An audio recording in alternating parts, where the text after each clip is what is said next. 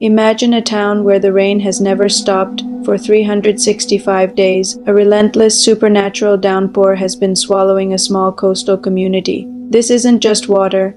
It's a deluge that erodes the very fabric of time and reality. The streets are now canals, the houses are islands, and the sky is a permanent shade of gray.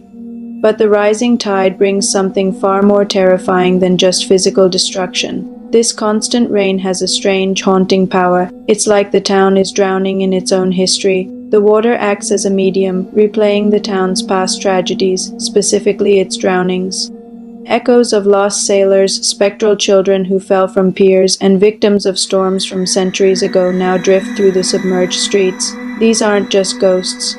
They are memories made liquid, reenacting their final moments in an endless loop. The townsfolk who remain are forced to live alongside these watery apparitions, unable to distinguish the living from the drowned memories.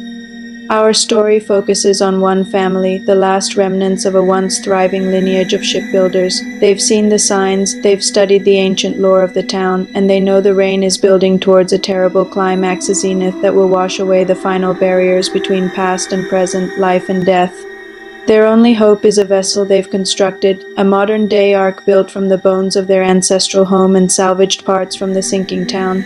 It's a sanctuary designed to float above the chaos, a beacon of survival in a world turning to water. As the day of the zenith approaches, the rain intensifies, and the line between reality and memory blurs completely. The family finds themselves trapped on their ark, not just with each other, but with watery phantoms of their own ancestors. A long-lost uncle who was swept away by a rogue wave now appears on deck, dripping and silent. A grandmother who drowned in her youth hums old lullabies in the galley. These aren't just visions. They feel real, they interact, and they plead to be saved. The family faces an impossible choice. Their ark has limited space and resources. With the final reality-breaking wave imminent, they must decide who to save. How can they tell who is truly alive and who is just a memory given form by the magical rain? Who is a living, breathing person and who is a ghost of the past wanting a second chance at life? The decision will test their sanity, their love, and their very understanding of what it means to be real. As the storm reaches its crescendo, the ark becomes a pressure cooker of paranoia and heartbreak. A child looks out at the water, seeing a playmate who vanished months ago, beckoning from the waves. Is it a trick of the rain? Or is their friend somehow still out there?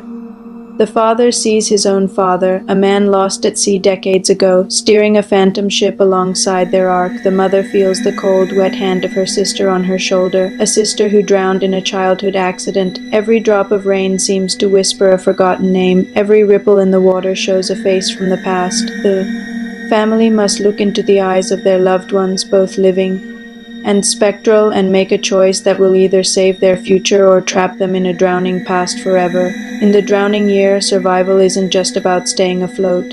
It's about holding on to what's real when reality itself is washing away.